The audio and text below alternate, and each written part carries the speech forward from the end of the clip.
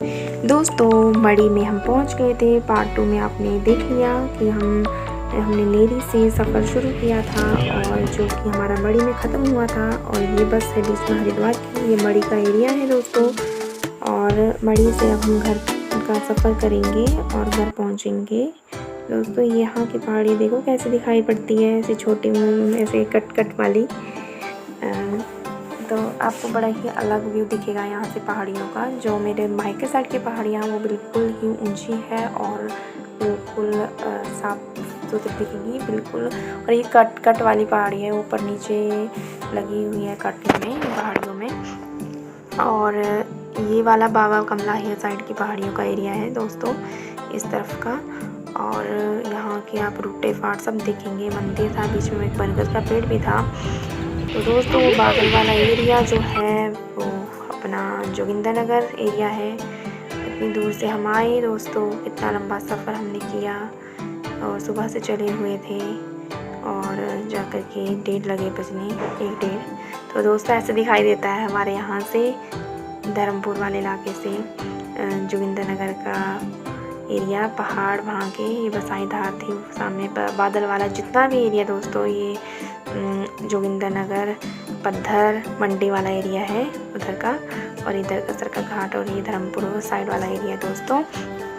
और गाड़ी में हम बैठे हुए हैं, गाड़ी नॉन रिलेटिव की थी दोस्तों। और ये बिल्कुल हम बढ़ रहे हैं आगे, घर की ओर प्रस्थान हो रहा है।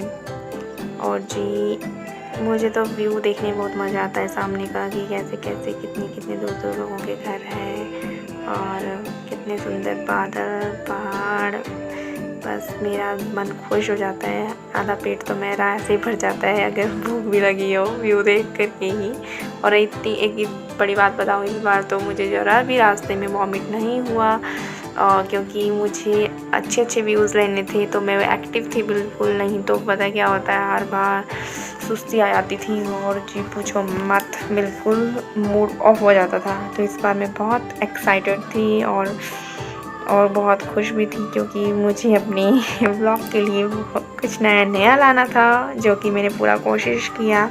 पार्ट 1 से लेकर के ये पार्ट 3 चल पड़ा है।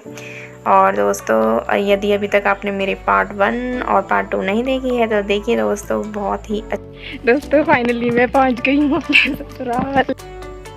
दोस्तों तो हम पहुंच सके ससुराल। और जी यहाँ पर आप देख पा रहे होंगे कि सामने से मेरी सासू माँ जी आ रही है और गाड़ी वाले ने हमको यहाँ पर ड्रॉप कर दिया। और हम खड़े हुए थे 1:30 बजे के टाइम, बिल्कुल शांति गलियाँ, क्योंकि इस वक्त ना कोई बस आती है ना गाड़ियाँ आती है, तो दुकानें भी बंद थी।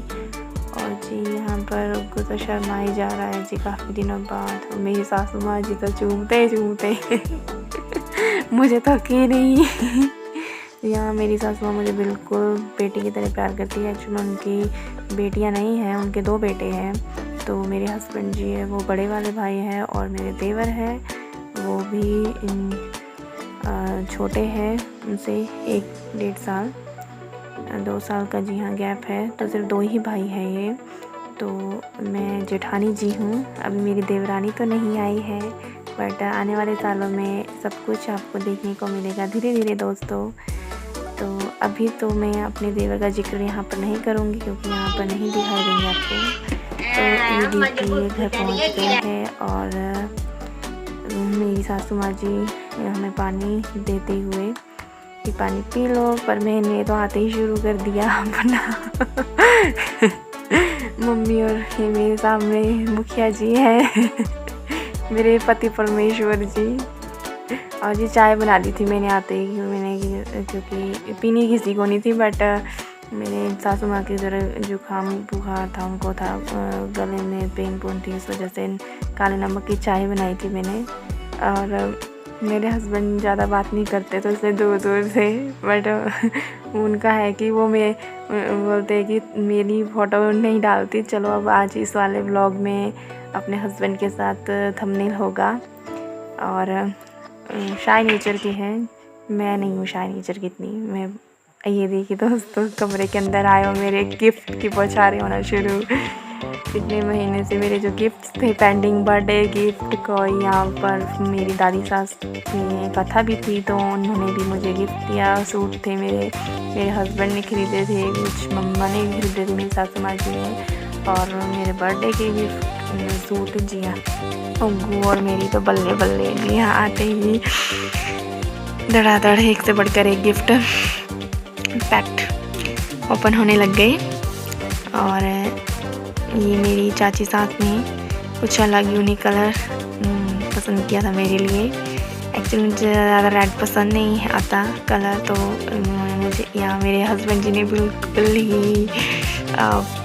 ही अच्छे से ना सब घर को मैनेज किया हुआ था कुछ टाइम से। और मेरे हस्बैंड बहुत डिसिप्लिन भी है साफ़ सफाई के मामले में तो यहाँ पर उनकी तारीफ़ कर रही थी कि नहीं, वो एक्चुअल में सच में घर में ना कोई तो होता है, कोई एक अच्छे से प्रॉपर तरीके से मेंटेन करने वाला होता है। तो मेरे हस्बैंड जी बहुत अच्छे से मतलब मैनेज कर लेते हैं। तो हमारी गैर हाजिरी में भी तो मेरी दादी सास जी है, मुझे बहुत अच्छा लगता है इनसे मिलकर के। मेरी दादी समान बिल्कुल, मेरी भले ही अपनी दादी ना हो इस वक्त, पर उनकी जैसे उनकी फेस आता है, लुक आता है, तब मुझे अपनापन उनके साथ बहुत ज़्यादा लगता है। ये मेरे पीले सूट वाले थे, वो मेरी ताई सास है। जी हाँ, और उग्गू को तो सीधा बहुत सारी शिकायतें, बहुत सारा कुछ प्यार, सब कुछ वो चाहते हैं इसे अपने। ये पड़पोतरू है दोस्तों, इनका पड़पोतरू। जी हाँ, इन दादी जी के बड़े बेटे का आगे पोता है, तो इनके दादी सास के मेरे 3 बेटे हैं, जिनमें से बड़े बेटे का एक घर है सबसे बड़े का, और सबसे छोटे वाले बेटे का इकट्ठे हम रहते हैं यहाँ पर। जबकि ये मेरे सेकंड नंबर के जो चाचा ससुर जी हैं उनके साथ रहते हैं मेरी दादी सास। तो हम चल पड़े हैं, मम्मा नीचे बैठ गए थे। मम्मी आते ही काफ़ी थकावट थी, तो आराम से मम्मा जैसे ही इनको ठीक लगता है वैसे। अभी मेरी दादी सास जो है ना वो उधर जा रही है खेतों में, तो इतनी एक्टिव है दोस्तों, इस उम्र में भी अपनी बकरियों का इतना ख्याल रखती है, उन्हें जंगल ले जाती है, उनके लिए घास लाती है, सब कुछ करती है। तो कभी भी मैंने इन्हें आराम करते हुए तो नहीं देखा है, दिन दोपहर में भी अपने खेतों में दिखती है। ये मेरे पति देव जी ले आए हैं अमरूद। जी हाँ, पास में ही अमरूद का पेड़ था, तो बहुत सारे अमरूद थे लगे हुए वहाँ पर। तो मेरे मुखिया जी, मैं इनको एक्चुअली में मुखिया जी बोलती हूँ, और मेरी सासू माँ जी ने सुखिया जी बोलते हैं। हम एक्चुअली में बहुत फ़र्क करते हैं बहुत, तो इन्हें भी बुरा नहीं लगता। तो घर में हम होते तो हम ऐसे ही मुखिया जी मैं बोल देती हूँ, मौलगी जैसे बोल रही है वैसे। मुझे मौलगी का तो मैंने प्रोग्राम बाद में देखना शुरू किया, पर मैंने पहले से मुखिया जी बोलती थी। अब हमने शाम हो रही थी तो कपड़े धो देते, क्योंकि अगले दिन तो वीरवार था, और आपको पता ही कि वीरवार को कपड़े हमारे हिंदू धर्म में तो नहीं धोए जाते। वीरवार के दिन कोई साफ़ सफाई नहाना धोना तो नहीं होता, पर जैसे इमरजेंसी हो तो गलती तो हो जाती है, कभी गलती से वीरवार नहीं याद रहो तब भी हो जाता है, बट ध्यान जब हो तो नहीं करनी चाहिए गलती। तो ये घर का साइड का एरिया है, स्टोर है। अभी यहाँ पर काम वगैरह लगा हुआ था, अभी पेंट तो नहीं हुआ इस एरिया में।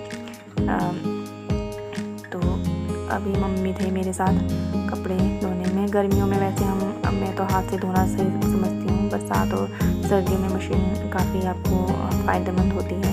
जी हाँ, और क्योंकि मुझे मम्मा को अगले दिन निकलना भी था, तो इसीलिए हमने फटाफट से अपने ड्रायर में कपड़े डाल दिए। हाथ से धोए थे वैसे, मैंने ड्रायर करने के लिए इसमें डाल दिए थे कि जल्दी से सूख भी जाए।